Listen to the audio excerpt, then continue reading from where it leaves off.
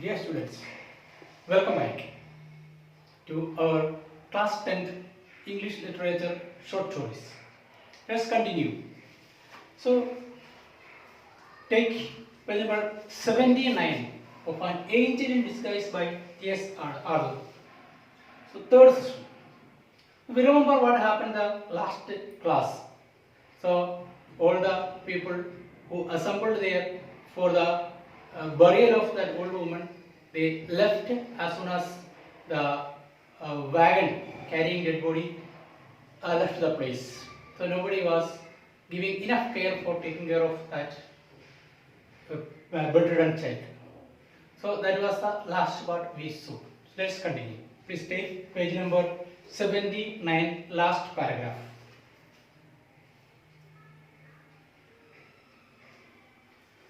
So Maggie, when she saw all the people are leaving without minding her, she called Mr. Thompson and told, please don't leave her there alone. Then Thompson told, no dear, he answered in a kind voice, going to the bed and stooping down over the child, you shall not be left here alone. Then he wrapped her with the gentleness almost of a woman in the clean bedclothes which some neighbor had brought, and lifting her in his strong arms, bore her out in the air and across the field that lay between the hovel and his home. So Joe Thompson was a kind-hearted person. So he was his kindness did not allow him to leave that paralyzed child or that bedridden girl to be left alone. So he took her and took his home. Now, Joe Thompson's wife, who happened to be childless, was not a woman of saintly temper. The important point is that Joe Thompson was a childless person. So his wife, who happened to be childless, was not a woman of saintly temper. So she was not an ordinary woman. She was not a kind-hearted woman. So she was a woman not of saintly temper. Not much given to self-denial for others' good, and Joe had well-grounded doubts touching the manner of greeting he should receive on his arrival. Mrs. Thompson saw him approaching from the window and with the ruffling feathers met him a few paces from the door as he opened the garden gate and came in. So Joe Thompson already expected or imagined the welcome he is going to receive at his home. So that's why I already told his wife is not of having a saintly temper. So he already imagined or assumed what is going to happen when he reaches home. He opened the garden gate and came. He bore a precious burden and he felt it to be so. As his arms held the sick child to his breast, a spear of tenderness went out from her and penetrated his feelings. A bond had already corded itself around them both, and love was springing into life. So when he carried that child towards his breast, then a tender feelings, a relation between heart to heart penetrated into his heart, because already we know that he is a childless person. So when he took care of or took that small child to his breast, he felt that tenderness penetrating his heart. As he expected, his wife asked, what have you there? Sharply questioned Mrs. Thompson. Joe felt the child start and shrunk against him. He did not reply, except by a look that was pleading and cautionary, that said, wait a moment for explanations and be gentle. And passing in, carried Maggie to the small chamber on the first floor and laid her on a bed. Then, stepping back, he shut the door and stood face to face with his vinegar-tempered wife in the passageway outside. So, Joe Thompson did not mind the angry questioning of his wife, but he just ignored that one and straight went into the chamber, straight went into his room and placed that child there, closed the door and came back to answer the questions of his wife. You haven't brought home that sick brat? anger and astonishment were in the tones of Mrs. Joe Thompson. Her face was in a flame. Mrs. Joe Thompson, his wife, was in anger, and she asked you, I expect you are not planning to keep her or take care of her in his house, in this house. I think women's hearts are sometimes very hard, said Joe. Usually, Joe Thompson got out of his wife's way or kept rigidly silent and non-combative when she fired up on any subject. So, as he is a peace-loving person, he usually did not stay there to quarrel with his wife. Whatever irritating she spoke, he usually his tendency is to ignore that one, not to avoid a quarrel. So here also he did not wanted to have a quarrel with her, so he tried to avoid. Still, he told, I think women's hearts are sometimes very hard. Usually, it is a human nature tendency to show kindness towards helpless children, especially by women. But here, woman is showing extremely indifferent behavior. So he told that sometimes women's hearts are very hard. Said Joe. Joe Thompson. Usually he avoided quarreling with his wife. He did not come to the way of her.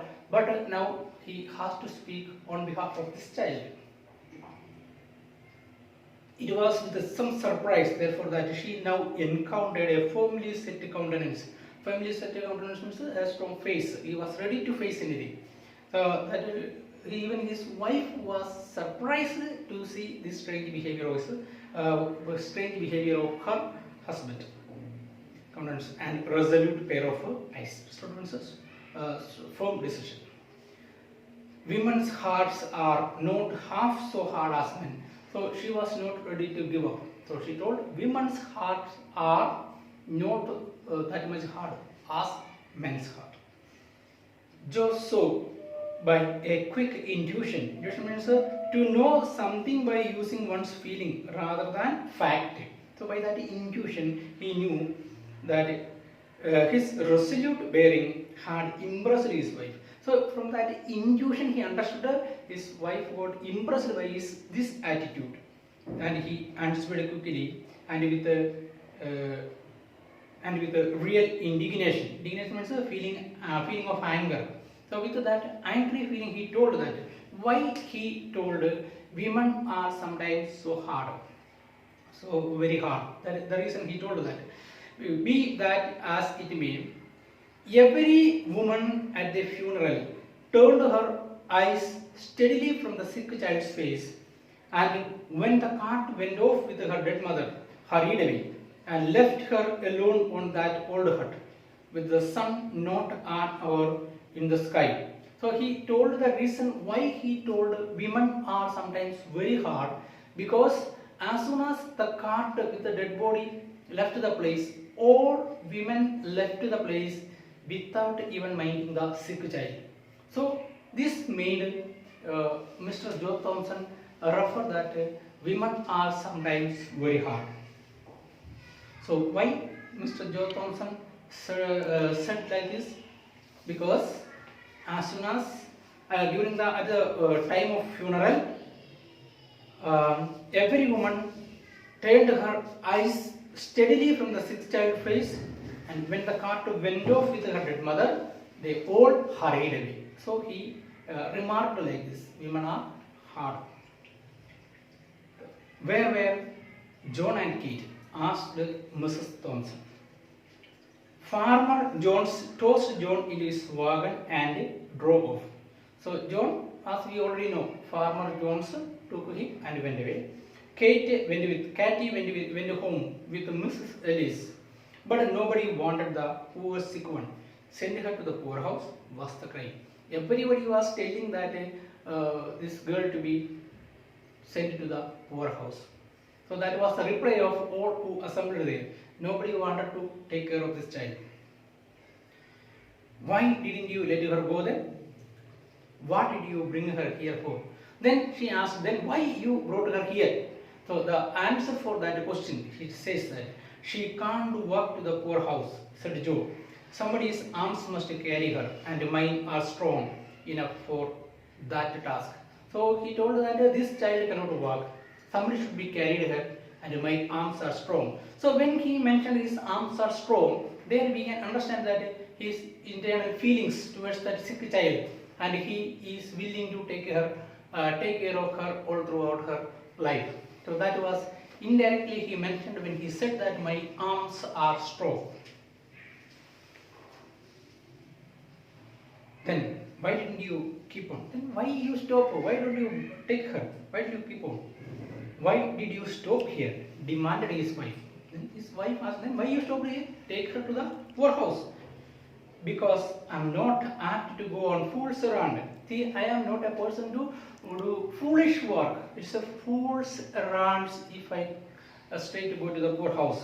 Because certain formalities to be done before entering to the sending to the poorhouse. I am not apt to go on fool's errand. The guardians must first be seen and a permit obtained.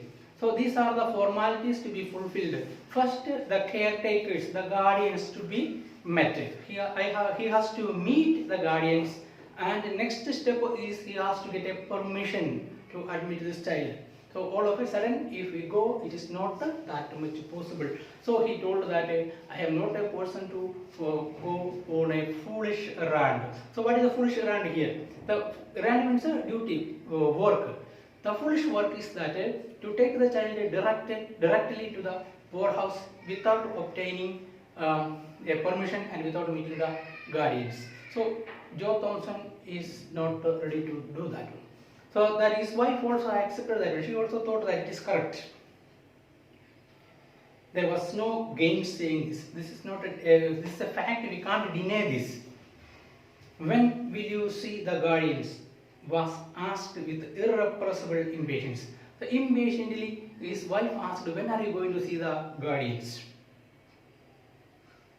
Tomorrow. Why put it off till tomorrow?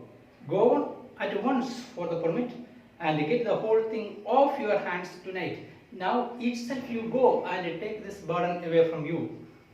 Jane, said the wheelwright, with an impressiveness of tone that greatly subdued his wife. Subdued means suppressed his wife. I read in the Bible sometimes and find much said about little children. So here it shows that Joe Thompson is a religious person. He reads Bible, and in the Bible it is read, and he tried to observe and obey the scriptures. So he told that it is, I read in the Bible and sometimes and find much said about the little children. How the Savior rebuked the disciples who would not receive them. How he took them up in his arms and blessed them, and how he said that whosoever gave them even a cup of cold water should not go unrewarded. So he is a religious person and he obeys the scriptures, and his wife also knows that. So he told that in the Bible it is said that God, the Savior, rebuked his disciples who denied children. Now it is a small thing for us to keep this poor motherless little one for a single night, to be kind to her for a single night, and to make her life comfortable for a single night. So Joe Thompson considers it is a blessing for him, this child, that he got an opportunity to take care of her at least for one night. So it is a blessing from the part of God. That is what he thinks. The voice of the strong, rough man shook, and he turned his head away, so that the moisture in his eyes might not be seen. Mrs. Thompson did not answer, but a soft feeling crept into her heart. So here his eyes become moistury. So he turned his eyes that his wife should not see that. So his voice became tender, that hardness disappeared. So it shows that his deep relation with that child is strong. Look at her kindly, Jane. Speak to her kindly, said Joe. Think of her dead mother and the loneliness, the pain, the sorrow that must be on all her coming life. The softness of his heart gave unwanted eloquence to his lips. So he advised his wife, at least today, this night, take care of her. And you just think about her dead mother. and her loneliness, the pain, and her condition. See, show kindness to this little child. The softness of his heart gave unwanted eloquence. Unwanted is unusual ability to speak well. That is unwanted eloquence, unusual ability to speak well. So this is an unusual ability that when he talked about this child, he became unusually eloquent. Mrs. Thompson did not reply, but presently turned towards the little chamber where her husband had deposited Maggie. So now she did not answer and just look at this Maggie. And pushing open the door, went quietly in. Joe did not follow. He saw that her state had changed and felt that it would be best to leave her alone with the child. So he went into his shop which stood near the house and worked until dusky evening released from him from labor. So he did not mind his wife and he thought that it is better to give some time, leave them free. So he went to his workplace that is so close to the house, and till evening he did not mind it. A light shining through the little chamber windows was the first object that attracted Joe's attention on turning towards the house. When he turned towards the house, he saw a small light from his house. It was a good sign. The path led him by these windows, and when opposite, he could not help pausing to look in. So he went to that side, and when he reached the windows, his curiosity made him to look inside. It was now dark enough outside to screen him from observation. Maggie lay a little raised on the pillow with the lamp shining full upon her face. Mrs. Thompson was sitting by the bed talking to the child, but her back was towards the window. So Maggie and his wife, they were having a conversation, and he cannot see the face of his wife. It was just opposite of the window. So he could see the expression on the child's face. Mrs. Thompson was sitting by the bed talking to the child, but her back was towards the window so that her countenance was not seen. From Maggie's face, therefore, Joe must read the character of their intercourse. So he could not see the face of his wife, and his face, the wife's face was turning towards the child, and he could see the child's face. And so what the tune of their conversation that he could understand from the face of that child. He saw that her eyes were intently fixed upon his wife. He saw very curiously the child was looking at his wife. That now and then a few words came, as if in answers from her lips. That her expression was sad and tender, but he saw nothing of bitterness or pain. A deep drawn breath was followed by one of relief, as a weight lifted itself from his heart. When he saw this scene, his heart became relieved of that tension. What will be the condition of, or how his wife will accept her. So all these feelings are released from his mind, and he relieved of all these hard feelings, and he understood that they compromised his wife and that child. There is no angry feelings in the part of his wife. He understood from this scene. On entering, Joe did not go immediately to the little chamber. His heavy tread about the kitchen brought his wife somewhat hurriedly from the room where she had been with Maggie. Joe thought it best not to refer to the child, now to manifest any concern in regard to her. So Joe, when reached there, his wife came, and he did not mention anything about this child. So he did not want to mention anything about Maggie. So no manifest any concern in regard to her. How soon will supper be ready? How soon will supper be ready? He asked. Right soon, answered Mrs. Thompson, beginning to bustle about. There was no asperity in her voice. So no harshness was there in her voice. So there we see the intensity of relationship that is intensifying between that his wife and that child. So with this we'll wind up this session, and here see, as a simple assignment, please complete the workbook, the extract, first 3 extracts, please do it. Okay, bye.